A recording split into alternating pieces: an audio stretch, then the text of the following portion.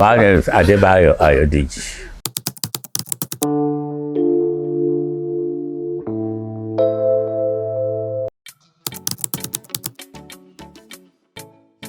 Well, I was born on the 11th of April, 1930, Nondo town. I was born to Ayodeji family. My father was High Chief in Nondo, and my grandfather was High Chief too, High Chief Sachere, Nondo town. The first son of my father. And was at school for a short time, Nondo Boys High School. And I left the school at 16 after qualifying for the Cambridge School Certificate at the age of 16, which was quite remarkable then, with exemption from London matriculation. But then my father then said, "You're 16, you just can't go to Europe." I was going to do something else. I had to wait for 2 years. Came to Lagos here, just messing around. I stayed with my uncle here, who was urban pharmacy then. I was here for about 2 years and then left at 19. That was about 1949 or 50, 1949 or 50. To the UK. Those days there's no flight. I had to go by boat. So I was in the boat with two other guys. One, Ogunro, now late, Dr. Ogunro, and another guy, Akikugbe, again late. The three of us were in SS Canada. It's a French boat. So we had to stop every stop on the French colonies, along the west coast, from here up to North Africa, to the Mediterranean, and then by train from Mediterranean to Paris. From Paris again to London by boat and all that. And anyway, the journey took 31 days. That's a hell of a long time to stay, but it was fun. We were young, we were enjoying it with the sailors because it was a cargo boat, It's not a passenger boat, but they took a few passengers those days. It was good fun. Saw the world through the prisms, the narrow prisms of being caged into a cargo boat. And that was it. Arrived in London, met by the British Council. Of course, those days, not many people were going to the British were involved with all these arrangements, Met, put up in the hostel in London, called Hans Crescent, I think, where they put colonial students from all over the world. They all colored, From there, I had to go to my destination, which was Edinburgh in Scotland. I had to travel by train from King's Cross Station in London to Edinburgh city itself. That's the beginning of my medical career, really. Yeah.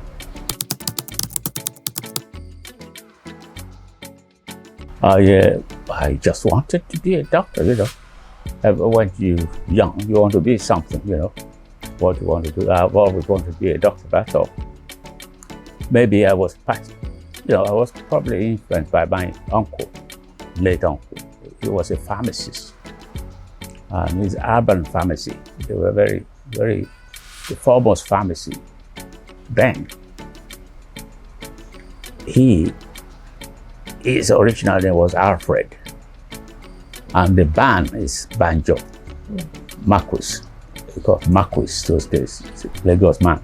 So the two of them from the urban pharmacy. I was living with him in Lagos here.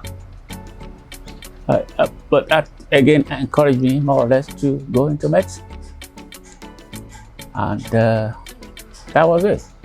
But the thing was, I didn't have the schools here didn't have good science subjects, but you had to have science subjects to go into medicine. So that's another obstacle you have to go through. When I arrived there, I had to go to a really special coach to get the subject. I took the highest, they call it highest school certificate. The highest school certificate in England, they call it higher. They call it highest in Scotland. I had to take that before you went to the university, which I did. And then after that, going to the university.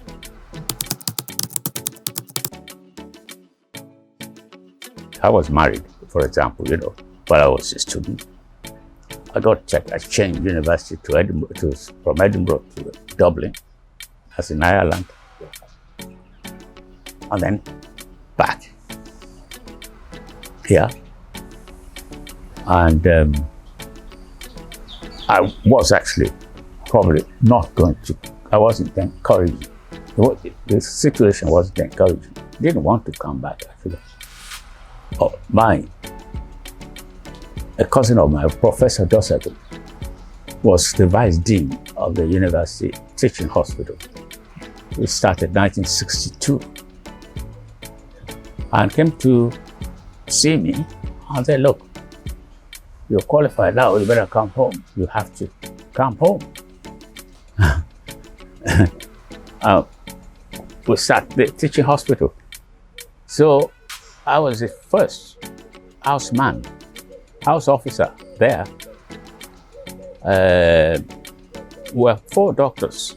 One Professor Jolomi Thomas, who was the boss of the whole lot. He was the dean of the Faculty of Medicine. And my cousin was the vice dean, that's Professor Dorset. And then we had 2 other doctors, Dr. Elebute and Dr. Adeshola. They're both surgeons. And then I was the most junior. I was the house officer, just fresh from university. Then a few others came in to join us. One Dr. Johnson, Lagos chap, and one Dr. Diakosa, and he's probably late, both late. Junior officers, And that's it. That's how we started teaching hospital. Plus some American woman who was Department of Anesthesia, came from Rochester University in New York. And one Portuguese doctor from Portugal who was in the radiology department. That's all. That was the start of the teaching hospital. After I stayed there, I had to leave because I wanted to do obstetrics and gynecology. There was no obstetrics there and gynecology. I had to go to Island Maternity, the same Island Maternity. Or you just call it baby factory, was producing babies like rabbits those days. And I was a registrar there for 2 years until I went back to the UK to go to specialist training in gynecology and obstetrics. And came back, left here in 69 and came back in 71 to Lagos here. And of course, I wasn't going to government practice. I was on my own. I started my own practice in 1971, but doing general practice.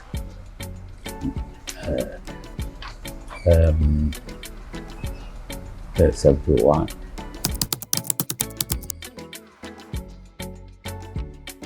Was the most beautiful experience I had in practice here. It was like in Europe, even better those days, you know. It's fantastic. I refuse to go there near the place these days, you know. It's not just what it was. It was a fantastic place. I was very proud to be associated with the place. Yes, well organized. It was very well organized.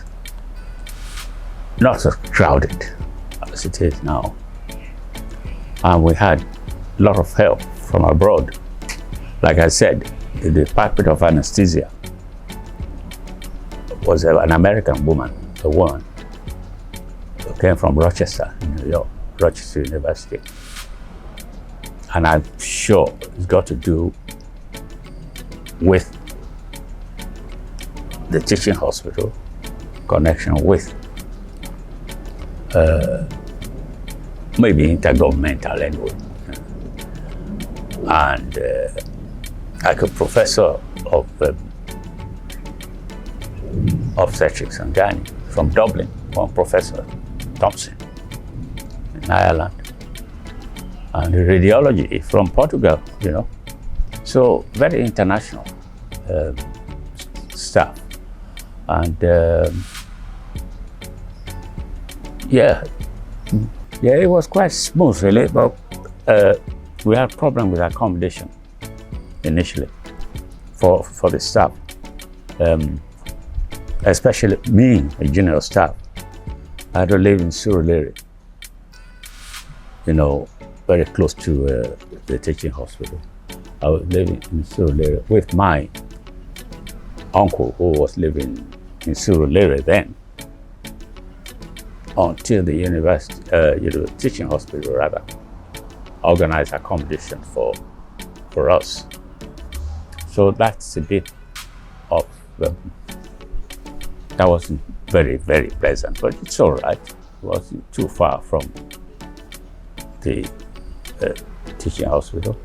But later on, of course, the problem of accommodation was resolved. We had accommodation in the compound. Very nice accommodation for the staff. Very good. I mean, those expatriates who were here were just, they loved it. No, it was nice. Well, I did, but this accommodation thing was one really, that wasn't nice. My wife was expatriate and not used to relatively rough life in Surulere then, but she had to make do with it. But when we got to settle down on the compound, the teaching hospital was different. It's a nice environment, all that. It's good. I'm afraid I don't know. I was too busy with my practice, with the medical, you know. I wasn't particularly interested in politics, you know, then.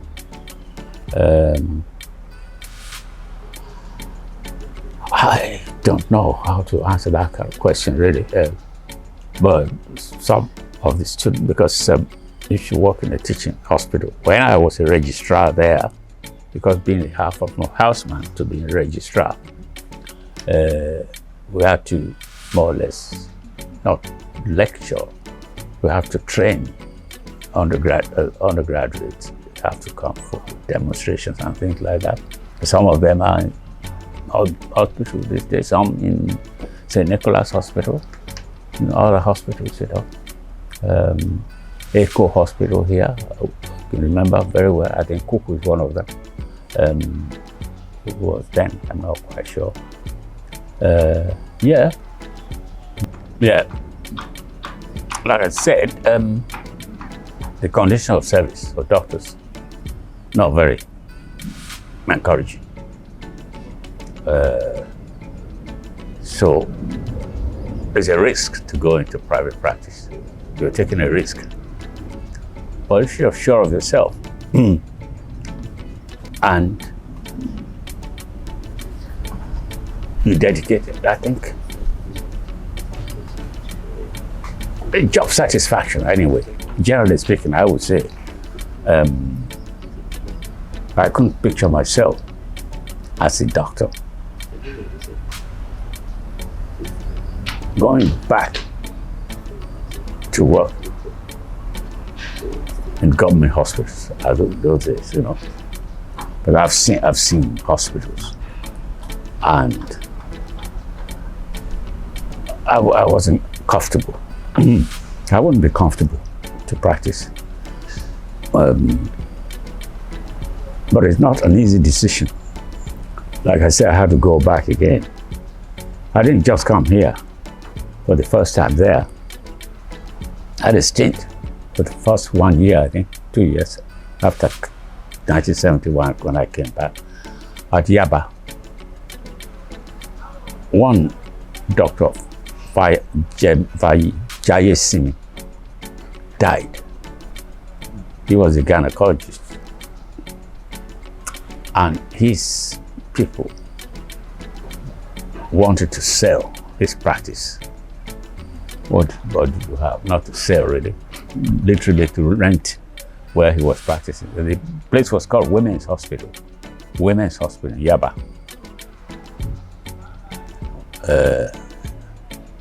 Malaya Street, yeah, that's right, in Yaba. So I had a hospital there. I inherited that. When I say inherited, not, I took over the hospital after his demise. But it's not a hospital really. But I had to move. So I was planning. Fortunately, I had my mentor then was Dr. Bello Sage. You've probably heard of his name. He's late now. He's a gynecologist. And I would leave my practice in Yaba, Malaya, there, to help him run his own practice. He's got a big practice in Ajay Street in Yaba for gynae and obstetrics. So I combined those two. And I did that, I think, about two years. I got to go on my own. That's how it.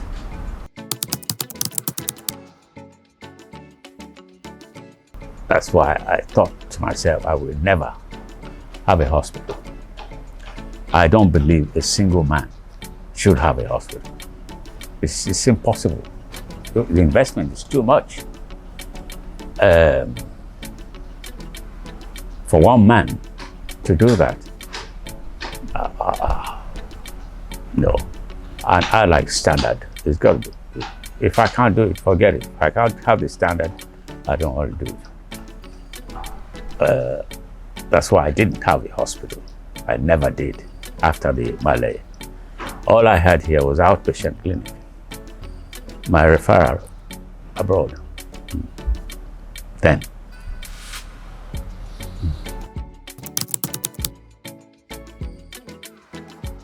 1970. I've been working for nearly 20 years. Well, of course, you do occasionally help, you know.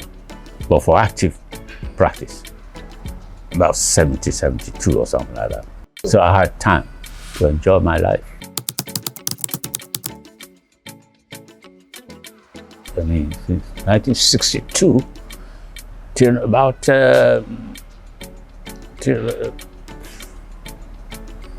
like I said, till about, I started practicing in 1962 and I stopped practicing not up to 20 years ago. I stopped practicing about 10 years ago. Yeah, my first daughter, she's in Glasgow. She did archaeology. Of course, it's mixed, it's half Scottish, half. Yeah. And she's an archaeologist. Of course, they get married and had children. her son is doing astrophysics. The second child is in London. She didn't do medicine, none of them.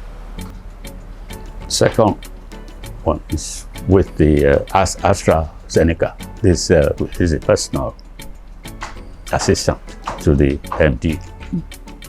The third one is in King's College.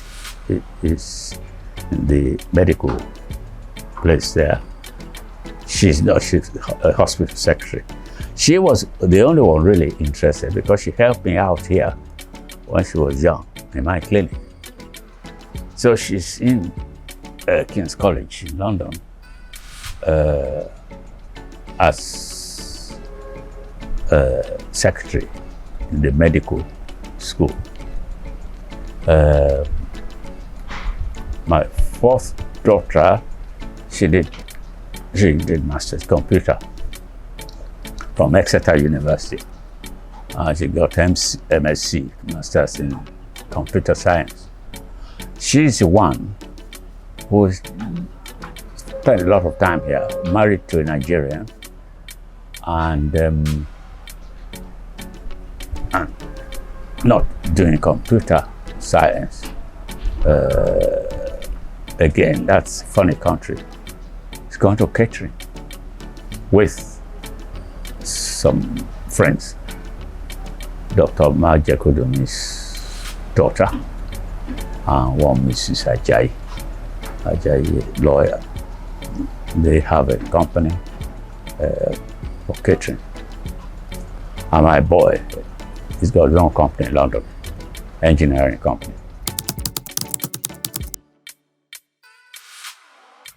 I know, I don't believe, you can't force people to do what she doesn't want to do. I don't believe in that. They're not interested. The boy was interested in law.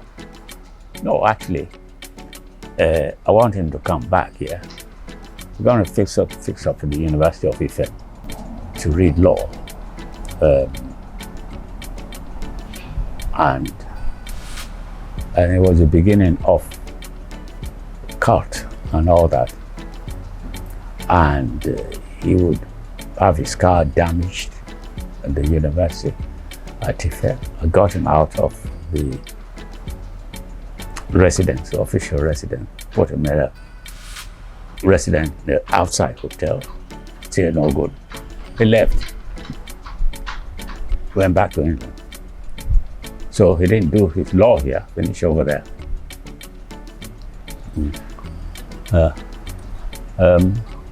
That's all. It was beautiful, I said.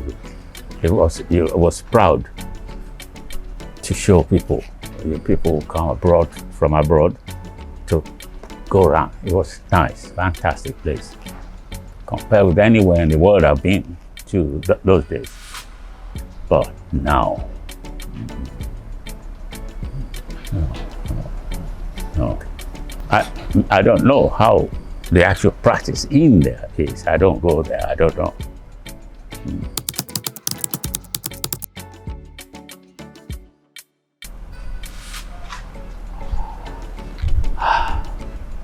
But there's nothing to write home about.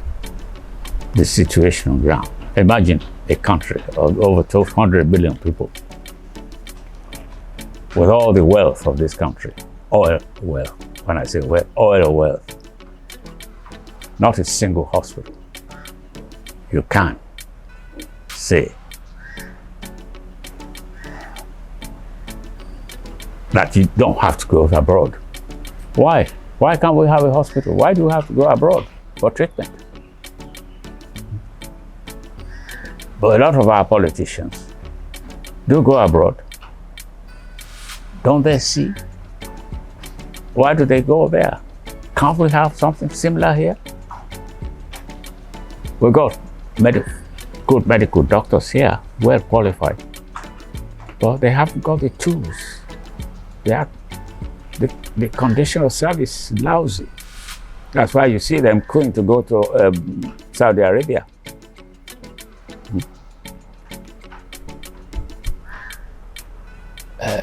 It's just ridiculous, you know. No, it's disgusting, I think. That's what I say. It shouldn't be.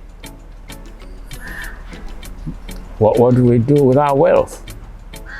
I mean, health is wealth. No. The doctors are not well paid. The hospitals, rubbish. You know, it's no good. Like I said, virtually all my patients were expatriates. I couldn't send them to any hospital here. Fly them out. They rather anyway, they won't go. So, it's not very good. You do go you have some private hospitals. Like I said, St. Nicholas Hospital, for example. It's all right. But that's a private hospital. And a few others, I think, around. All right. But as for government hospitals, not very impressive.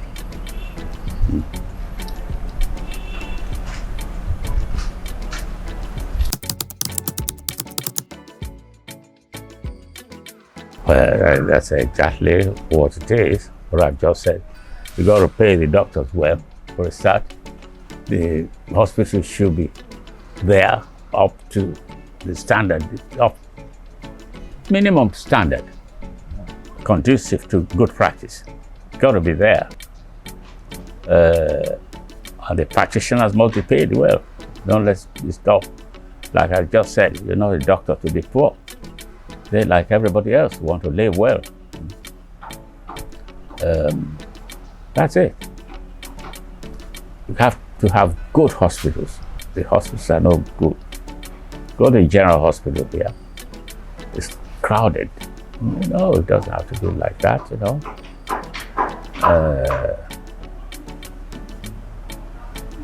Yeah. And like I said, remuneration of the doctors must be there. The health workers, the nurses, the paramedics, they ought to be paid well. The infrastructure must be there. I've heard of people operating with candlelight here. Imagine that. Eh? No light. Or no oxygen. That's crazy. So the infrastructure, not just the building. No.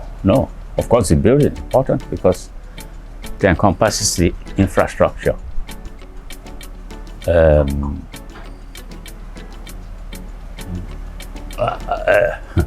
But they have, I've never been to Abuja, for example. They have the National Abuja Hospital. Why don't people go there? I mean, the politicians. There must be a reason. Why not? So that means it's still not good enough. We shouldn't be in that kind of situation in a country of over 200 million people. I told you, I play music, but I like classical music. I do have, European classical. And of course, I like our old stuff. I do have a good set of music. A relaxed vibe. You can see I love gardening. I love to garden. I do all this with the help of my gardener. And I used to boat a lot. Go up the creek, with my boat, up to Badagry, all on the lagoon. And stay overnight up the creek, and things like that. And riding. So I was never bored, and I read. I do read a lot. I'm very, especially with CNN, YouTube, and all that. Oh yeah, it was a lot of news from there.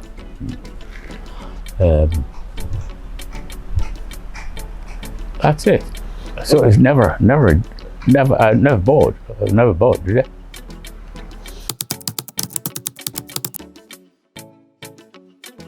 I eat good food. I love good food. Not Nigerian food is not particularly healthy, you know.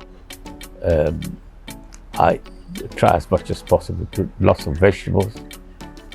I'm not a vegetarian by any means, but I'm not into like pounded jam off this or a bar like that, you know. No, not at all. No. If I'm going to eat that, you know, just a little portion. There's lots of vegetables and things. So fruits, like fruits. So my diet is not, I won't say it's Nigerian, no. It's a bit of Nigerian, a bit of other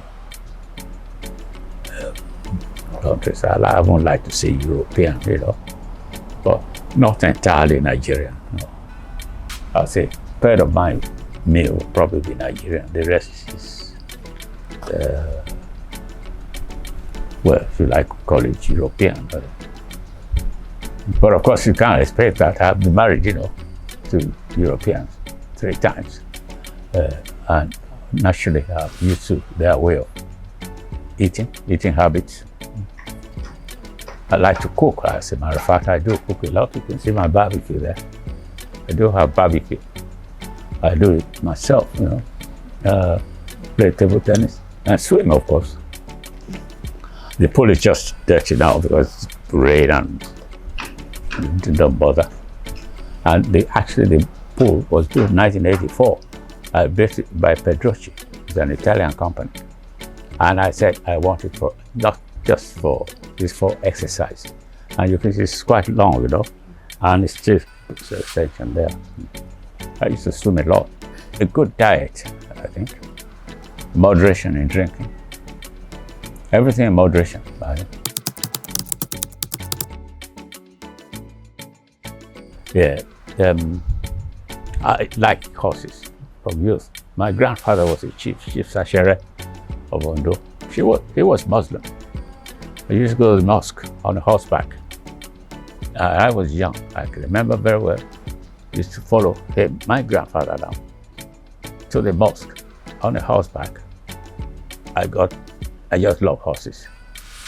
And when I moved here in 1973, in Shonibari, yeah, my wife then, she was brought up in Australia, and a lot of riding there. So she liked riding.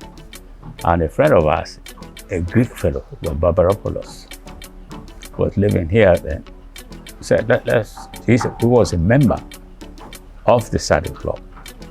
I said, oh, let's go and have a look. That's it. So I joined the club in 1976. But the club itself was founded in 1969. 1969 by some British, well, probably British, of course.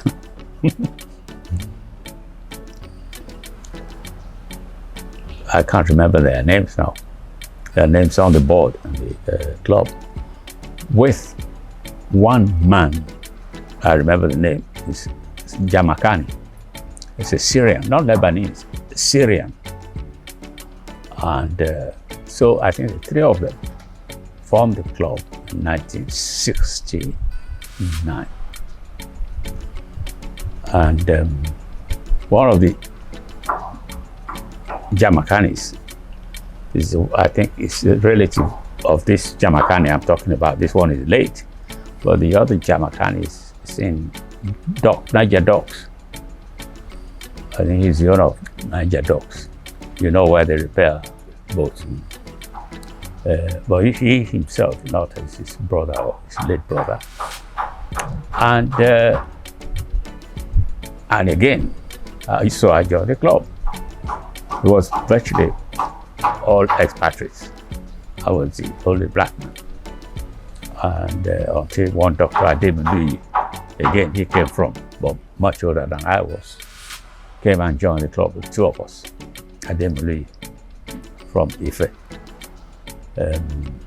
That's it. So it was quite, like I said, I felt at home with the whites. because virtually all of them were my patients. So I was quite happy with them. That's it. Like this Oregon place, it wasn't quite suitable, but we did manage somehow. And when we got the advantage to take this place, we took it. It was given to us by Governor Johnson.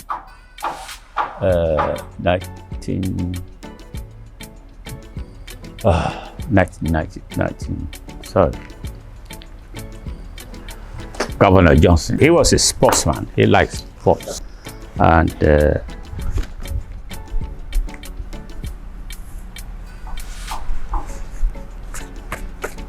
yeah.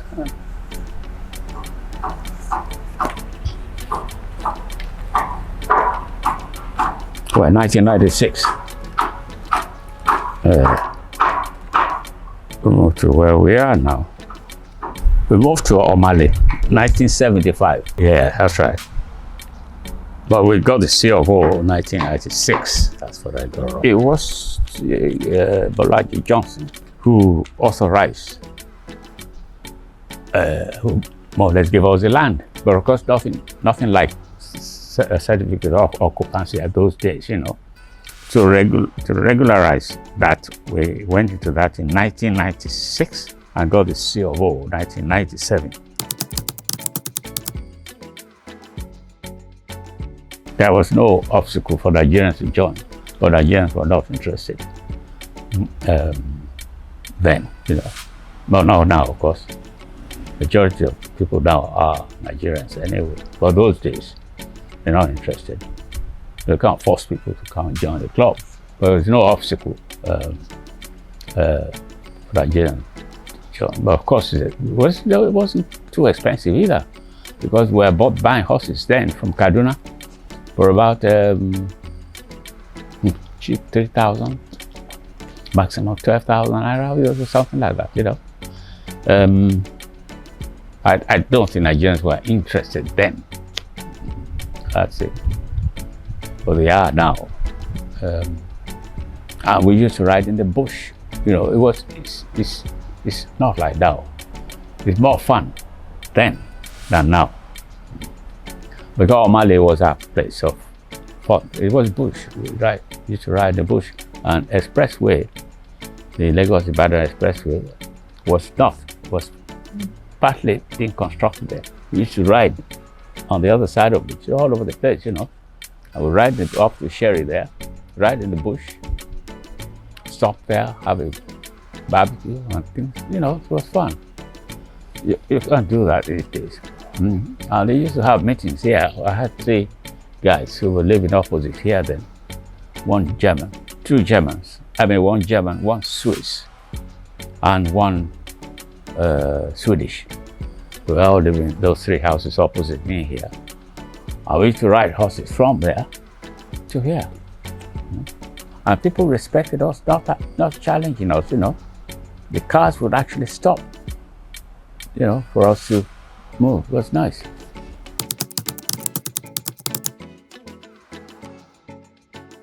So I don't think there's any development at all, really. No, we're just trying to rebuild the place because it went down, because the expatriate left. That's one big thing. A lot of them left the country. I mean, like Julius Berger, Strabag, the people built the airport there. You know, Cadbury's, all these people, Baja Paints, all the expatriates, they were all there. UAC, Vitaform and all that. So it went down because he left. Then, with the few that remained, not me alone, we tried to rebuild the place. But it's not very easy. We needed the money. Even for this C of O, we had to pay lots of millions to Lagos State. We had to do what we call debenture, levy members on debenture basis. Not much then, but at least it's covered. the money we were supposed to pay the Lagos State for the 4 years. So it wasn't that funny. And like I said, it went down. And then till gradually we built it up again. Now we have 90% of our members are Nigerians. But before it was the other way around.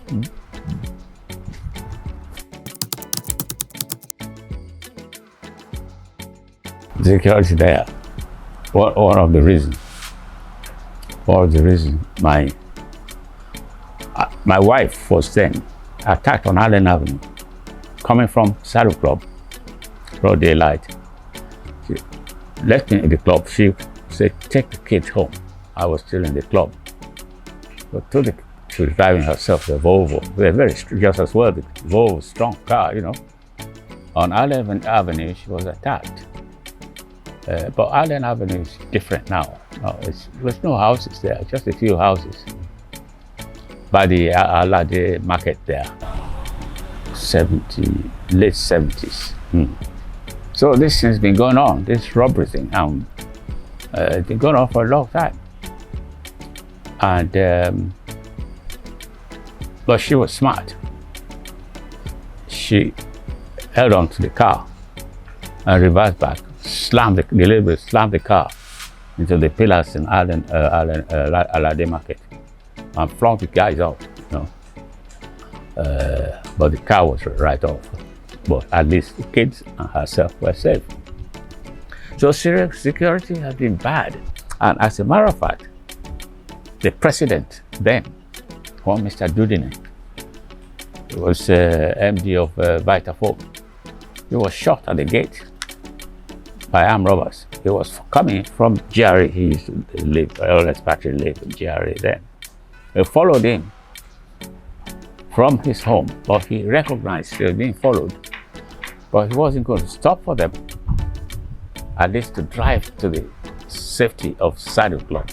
He got to the entrance, shot him. Again, I was involved. I had to have the X-ray. We located the bullet very close to the aorta, the big artery in the aorta of the heart. It's too close to touch, you bust it. Of course, I had to fly him home. They won't even touch it in England either. Just leave.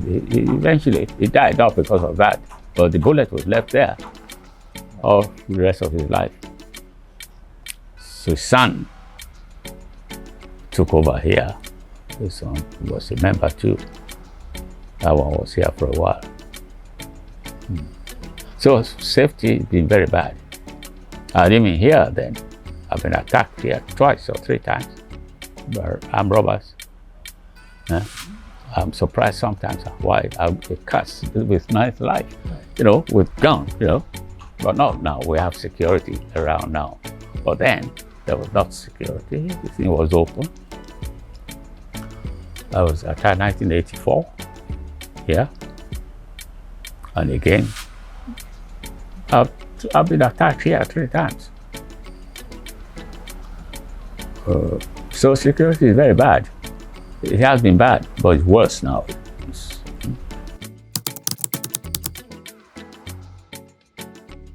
Well, I was in the golf club.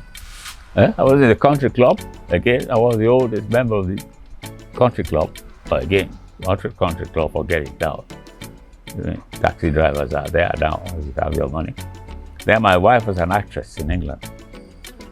When she first came out here to the country club, and they organized a theater. You know, theater, an actress always be an actress, you know. And they call it Little Theater at the country club, Brighton. But go there now. She came here to visit. Her photograph was still there, but it was still adjunct. All the, you know, the theater seats, you know, they ripped it off. Yeah. She was so disgusted.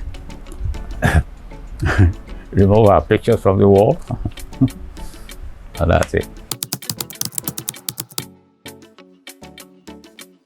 1976. I'm one of the oldest now, I think. Great. Again, those days, very few blacks. The SS Patriots, you know. It was fun. It was great.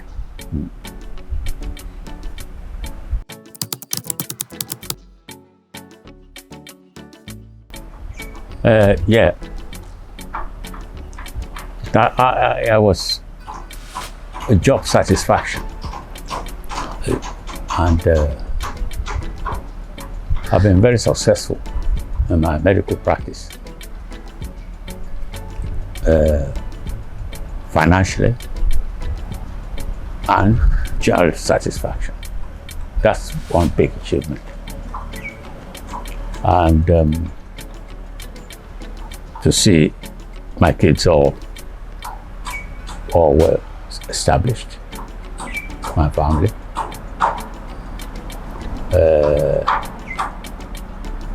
I think the fact that I did some stint in the teaching hospital and a little stint in the army for 1 year or two, that's a bit of contribution to the country, I think.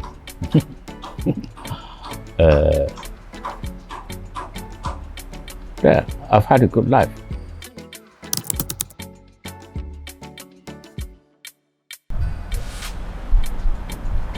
Yes, I think one should always think of regrets, but it's beyond me. I regretted the fact that I've been married 3 times, but that's beyond my control, really. Not at one time, you know.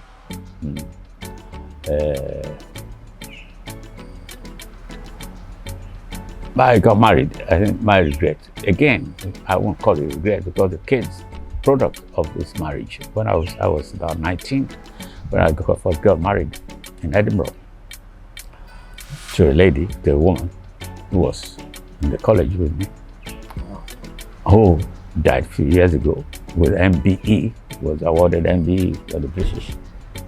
Not because of me, but we've been divorced, you know, many years ago. So she wasn't just a nobody, you know. I regretted that. My married too young, too early. Like I say, I won't call it regret because I have the kids are all right, you know. I don't know.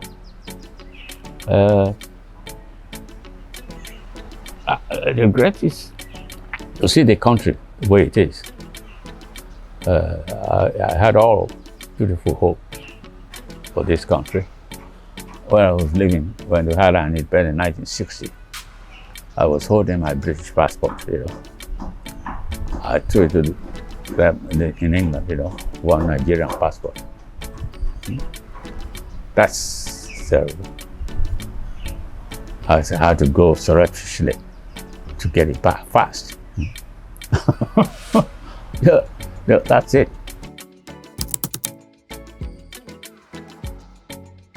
Yeah, I fear for the country, yeah. I feel the way we're heading. Unless we have a good government. We don't have good governments. We've been very unlucky with our governments. Until we have a good government, I don't see any hope. Now, the way we're going, it's too dangerous to think about.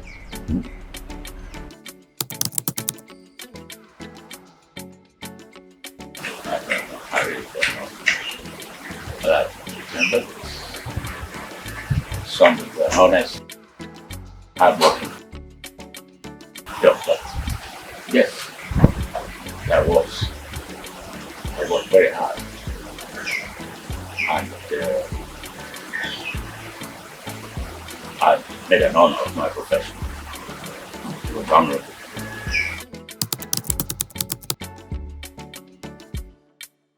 Whatever profession you're in here, you try as much as possible to stay put and improve on it. Try your best. But of course, there's a limit you can do. You must try your best to make the best of it here. But I'm not into saying you should go abroad. If we all go abroad, who's going to be here?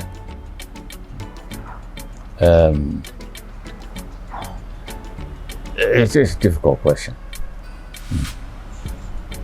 And you may say, my kids, if I say come here, but they don't want to come.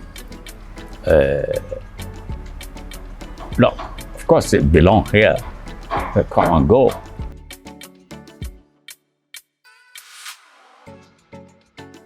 The opportunity is not here. And even when you want to do something here, they pull it down. They see you doing something, innovative thing. Somehow they pull it down. Look at, we're having problems in this Saddle Club, for example. Land grabbers, they want to grab it for supermarkets and things like that. Difficult, yeah.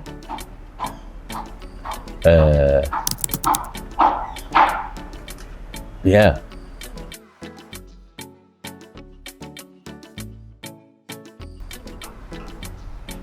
Well, people think differently. We're like at least two separate countries, the way of thinking.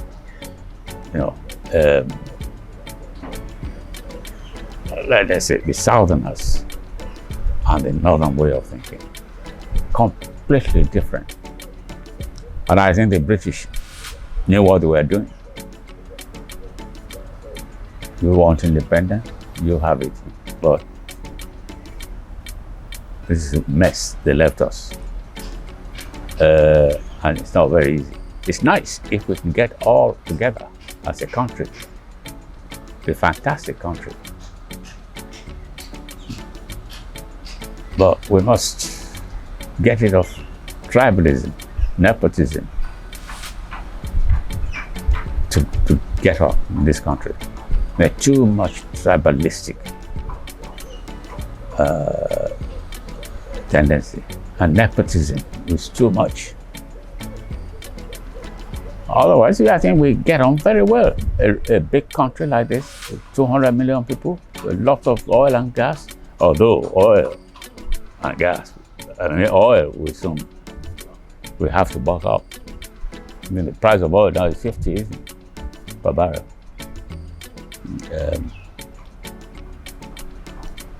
We have to hope. We get good politicians. Again, we need young people like you to go into politics. People who go into politics not thinking of just money, but think of the country. We need people like that. We'll go into politics for the country, not just for money. And I've seen some people do that. People who are trying their best to do that. But it's a formidable thing to do in this kind of country where money is the target.